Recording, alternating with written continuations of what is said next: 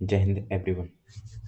तो आज हम करने वाले हैं MP police previous year question, जो कि आज होने वाली है क्लास 10। तो चलिए शुरू करते हैं। तो पहला क्वेश्चन है, मैग्सेसे पुरस्कार की स्थापना निम्नलिखित में से किस ट्रस्टी द्वारा की गई थी? रमन मैग्सेसे पुरस्कार की स्थापना अप्रैल 1957 में रॉकफेलर ब्रदर्स फंड के ट्रस्टियों द्वारा फिलीपींस सरकार की सहमति से की गई थी। यह पुरस्कार फिलीपींस के पूर्व राष्ट्रपति रमन मैग्सेसे को याद में दिया जाता है। तो अपना आंसर क्या आ जाएगा? Rough failure brother fund. और ये किसकी याद में दिया जाता है, ये भी आपको ध्यान में रखना है। और कौन सी? फिलीपींस सरकार। क्वेश्चन नंबर 2, निम्नलिखित में से कौन सा नेपाल के राष्ट्रीय ध्वज का मुख्य रंग है? ये क्वेश्चन प्रीवियस ईयर में पूछा गया है। नेपाल के राष्ट्रीय ध्वज का मुख्य रंग क्रिम्सन रेड सिंदूर लाल है, जो नेपाल का राष्ट्रीय रंग भी है और बहादुरी का प्रतीक है। इसके किनारे गहरे नीले रंग के होते हैं, जो शांति को दर्शाते हैं। तो अपना आंसर आ जाएगा क्रिम्सन रेड सिंदूरी लाल, जिसको बोलते हैं। DPIIT पद में पी का अर्थ क्या है? DPIIT का पूर्ण रूप है department of promotion of industry and internal trade, उद्योग और आंतरिक व्यापार संवर्धन विभाग। अतः इसमें पी का अर्थ प्रमोशन संवर्धन है। तो आंसर आ जाएगा अपना 3।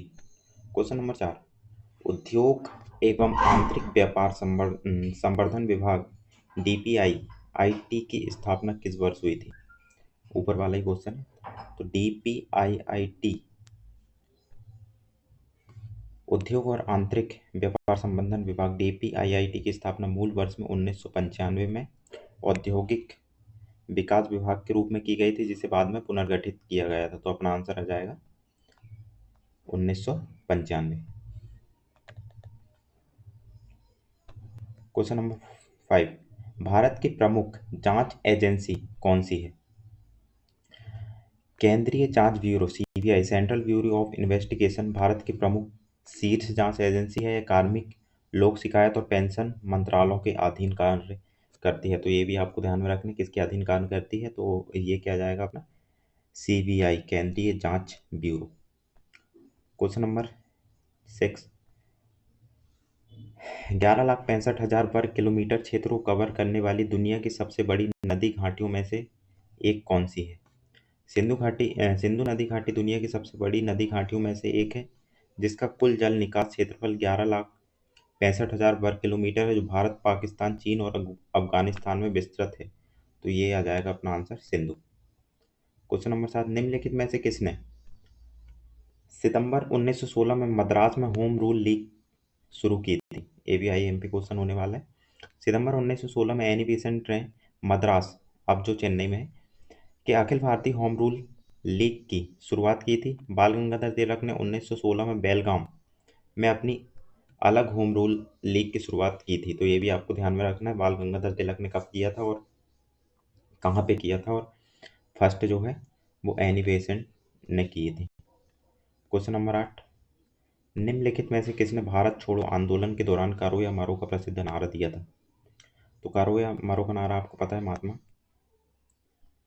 गांधी ने देशवासियों के लिए दिया था। तो 8 अगस्त 1942 को बम्बई के ग्वालियर टैंक मैदान में, कहाँ से ये भी आपको ध्यान में रखना है, बम्बई के ग्वालियर टैंक मैदान में भारत छोड़ो आंदोलन की शुरुआत करते हुए महात्मा गांधी ने देशवासियों को करो या मरो, डू और डाई का ऐतिहासिक नारा दिया था। तो अपना आंसर आ जाएगा B, Mahatma Gandhi. Question number 9, कृषि रसायनों के उत्पादन में भारत को विश्व में कौन सा स्थान है? तो ये तो पुराना है, हालांकि तृतीय स्थान आपको ध्यान में रखना है।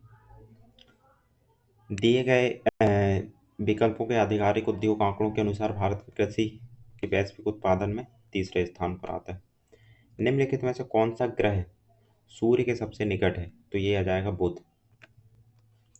सौरमंडल में सूर्य के सबसे नजदीक स्थित ग्रह बुध है। यह हमारे सौरमंडल का सबसे छोटा ग्रह भी है और सूर्य की परिक्रमा करने में सबसे कम समय 88 दिन में पूरा करता है, तो ये भी आपको ध्यान में रखना है। जनसंख्या नियंत्रण और परिवार नियोजन भारतीय संविधान की अनुसूची की किस सूची के अंतर्गत आता है? तो ये आता है क्योंकि जनसंख्या नियंत्रण और परिवार नियोजन ये समवर्ती सूची में आता है, मतलब इसमें दोनों कानून बना सकते हैं, स्टेट भी और सेंटर भी। जनसंख्या नियंत्रण और परिवार नियोजन को संविधान की 7वीं अनुसूची के तहत समवर्ती सूची की प्रविष्टि 20A के अंतर्गत रखा है, जिस पर केंद्र राज्य दोनों कानून बना सकते हैं, तो ये आपको ध्यान में रखना है। आंसर आ जाएगा समवर्ती सूची। 2011 की जनगणना के अनुसार किस राज्य की जनसंख्या दूसरे सबसे अधिक है? तो अपना ये आ जाएगा उत्तर प्रदेश, है ना। 2011 की जनगणना के अनुसार भारत में सर्वाधिक जनसंख्या उत्तर प्रदेश की, जबकि अच्छा, सर्वाधिक जनसंख्या जो है उत्तर प्रदेश में, और दूसरे स्थान पर महाराष्ट्र आ जाएगा जो कि 11.23 करोड़, और तीसरे स्थान पर बिहार आ जाएगा, तो ये आपको ध्यान में रखना है। आंसर आ जाएगा अपना महाराष्ट्र। ब्रिटिश सेना ने किस वर्ष चौरागढ़ के किले पर कब्जा किया था? तो ब्रिटिश सेना ने जो है तीसरे आंग्ल मराठा युद्ध के दौरान ब्रिटिश सेना ने वर्ष 1818 में मध्य प्रदेश के नरसिंहपुर जिले में स्थित ऐतिहासिक चौरागढ़ किले पर अधिकार किया था, जिसको अपन महादेव बोलते हैं ना, वहीं पे। तो अपना आंसर आ जाएगा 1818। मध्य प्रदेश के निम्नलिखित में से किस स्थान पर 10वीं शताब्दी की बड़ी गुफा स्थित है? 10वीं शताब्दी की बड़ी गुफा 10वीं शताब्दी की ऐतिहासिक बड़ी गुफा मध्य प्रदेश के उमरिया जिले में स्थित बांधवगढ़ राष्ट्रीय उद्यान के भीतर स्थित है, जो कि पहाड़ी क्षेत्रों में स्थित है, तो अपना आंसर आ जाएगा बांधवगढ़ राष्ट्रीय उद्यान में उमरिया जिले में। क्वेश्चन नंबर 15, माना जाता है कि देवी सती का हार मध्य प्रदेश में खाली स्थान में गिर गया था, तो ये आपको ध्यान में रखना है मैहर, जो कि अब मैहर तो जिला बन गया है, तो वहीं पर। धार्मिक मान्यताओं के और 51 शक्तिपीठों कथा के अनुसार मध्य प्रदेश के सतना जिले में स्थित मैहर, अब तो मैहर खुद जिला बन गया है, पर्वत देवी सती का हार गिरा था, जिसके कारण इसका नाम मैहर पड़ा, तो ये आपको ध्यान में रखना है। क्वेश्चन नंबर 16, बर्रा कथा लोक नृत्य निम्नलिखित में किस राज्य से संबंधित है? तो बर्रा कथा जो लोक नृत्य है वो बर्रा कथा आंध्र प्रदेश के और तेलंगाना क्षेत्र का एक अत्यधिक लोकप्रिय कथावाचक लोक कला के रूप है, जिसमें पारंपरिक वाद्य यंत्रों का उपयोग करके पौराणिक और ऐतिहासिक कहानियां सुनाई जाती हैं, तो ये आपको ध्यान में रखना है। अपना आंसर आ जाएगा Andhra Pradesh. Question number 17, IMF अंतर्राष्ट्रीय मुद्रा कोष और विश्व बैंक का मुख्यालय कहाँ स्थित है? तो IMF का जो मुख्यालय है वो है इसकी स्थापना ब्रेटन वुड्स सम्मेलन 1944 के बाद दोनों प्रमुख वित्तीय संस्था IMF और वर्ल्ड बैंक का स्थापना की गई थी, और इनका जो मुख्यालय है वो है अमेरिका के वॉशिंगटन DC, तो ये ध्यान में रखना है। वर्ष 2022 का है वैसे, तो ये तो पूछा नहीं जाएगा, इसको रहने देते। क्वेश्चन नंबर 19, बुलंद दरवाजा निम्नलिखित में से किस जिले में स्थित है?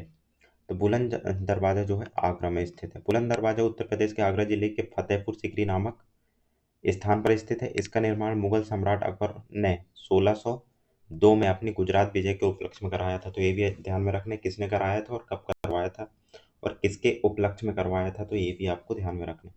क्वेश्चन नंबर 20 आता है, सुप्रीम कोर्ट के मुख्य न्यायाधीश की नियुक्ति किसके द्वारा की जाती है? तो कोई भी न्यायालय के मुख्य न्यायाधीश हो उसकी नियुक्ति जो है राष्ट्रपति द्वारा किया जाता है। भारतीय संविधान के अनुच्छेद 124(2) के अनुसार सर्वोच्च न्यायालय के मुख्य न्यायाधीश और अन्य न्यायाधीशों की नियुक्ति भी भारत के राष्ट्रपति द्वारा कॉलेजियम पद्धति की सिफारिश पर की जाती है, तो ये आपको ध्यान में रखना। ऊष्मप्रवैगिकी थर्मोडायनेमिक्स में किस प्रक्रिया में सिस्टम के अंदर या बाहर कोई गर्मी हस्तांतरण शामिल नहीं है? तो ये जो होता है वो रुद्धोष्म प्रक्रिया होता है, जो कि पूरी तरह बंद होता है, जिसमें ना तो गर्मी अंदर जाती है ना बाहर से कुछ आता है, तो ये आपको ध्यान में रखना है।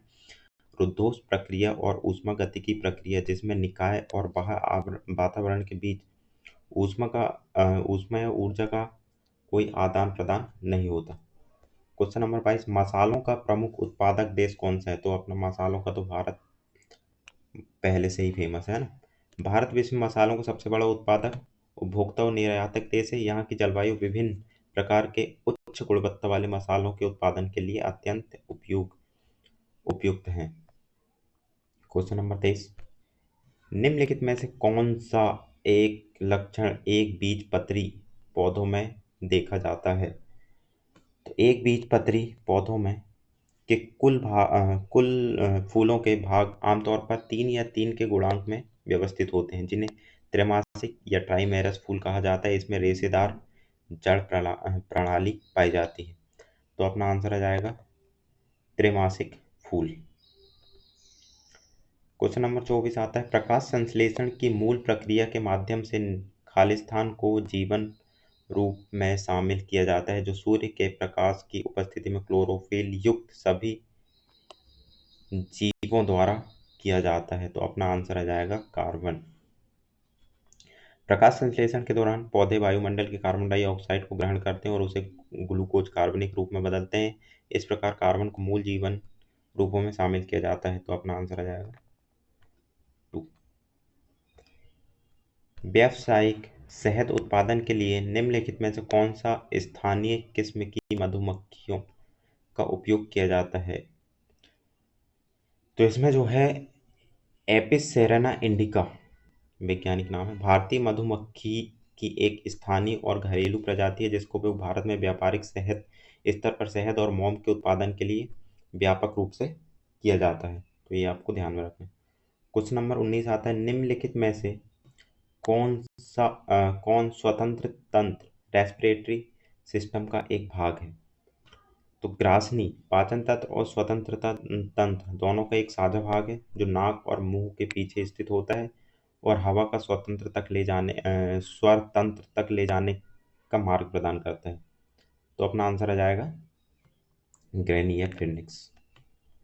निम्नलिखित में से किस तरीके से HIV फैल सकता है? एक संक्रमित व्यक्ति को गले लगाने से, संक्रमित व्यक्ति से हाथ मिलाने से, संक्रमित व्यक्ति के के साथ भोजन या बर्तन साझा करने से, संक्रमित व्यक्ति के साथ यौन संपर्क से। तो अपना आंसर आ जाएगा 4। संक्रमित व्यक्ति के साथ यौन संपर्क से जो है HIV फैल सकता है। HIV वायरस मुख्य रूप से संक्रमित शारीरिक द्रवों, रक्त, वीर्य आदि के आदान प्रदान या असुरक्षित यौन संपर्क के माध्यम से फैलता है। यह छूने, गले मिलाने या बर्तन साझा करने से नहीं फैलता। तो ये आपको ध्यान में रखना है। निम्नलिखित में से कौन शामक, सेडाटिव्स और ट्रैंक्विलाइजर के रूप में कार्य कर सकता है? तो ये आपको ध्यान में रखना है। बार्बिटूरेट्स और केंद्रीय तंत्रिका तंत्र CNS को धीमा करने वाली दवाएं, जो शामक और निद्राकारी और ट्रैंक्विलाइजर के रूप में तनाव और अनिद्रा को कम करने के लिए उपयोग की जाती है। तो अपना आंसर आ जाएगा बार्बिटूरेट्स।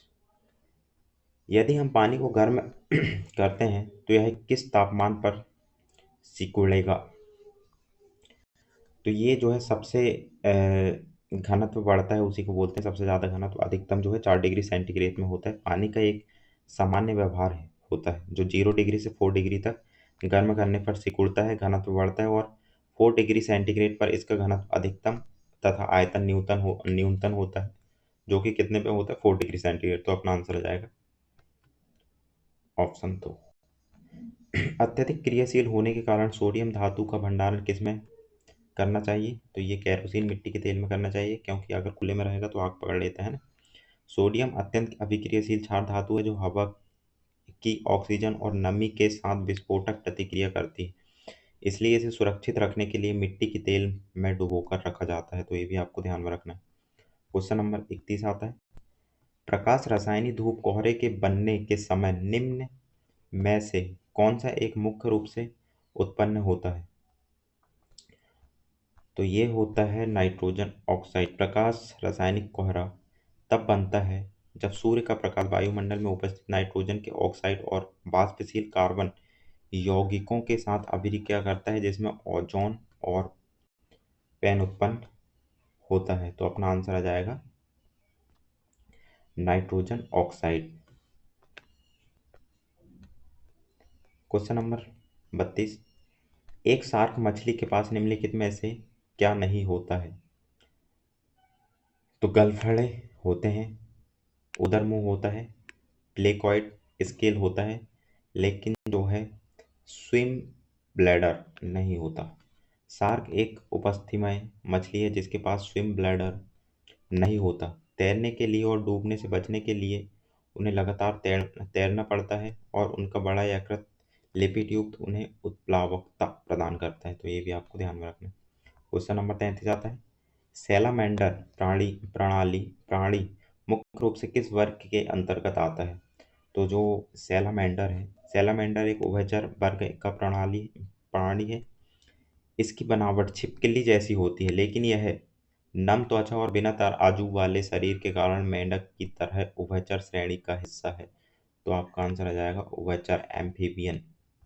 भारत में रबी, खरीफ और जायद फसलों के सही मौसम चक्र का चुनाव करें। तो रबी मानसून की फसल, खरीफ, जायद और ग्रीष्म। तो खरीफ जो है, रबी जो है सर्दी के समय होता है, तो ये आ जाएगा रबी सर्दी विंटर अभी जो चल रही है। खरीफ जो है मानसून के समय होता है, खरीफ चल रही है, रबी खत्म हो गई जो अभी आएगी उसके बाद। और जायद जो है ग्रीष्म समय। तो अपना आंसर आ जाएगा 3।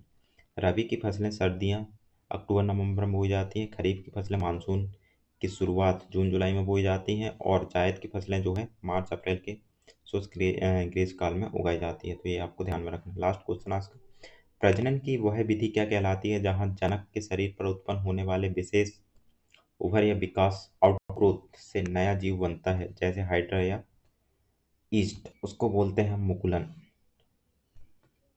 इस लैंगिक प्रजनन विधि को मुकुलन या बडिंग कहा जाता है, जहाँ जीव के शरीर पर एक छोटा उभयचर या बड़ मंजूरी विकसित होता है जो अत्यंत अलग होकर एक नया स्वतंत्र जीव बन जाता है। तो आपका आंसर आ जाएगा मुकुलन।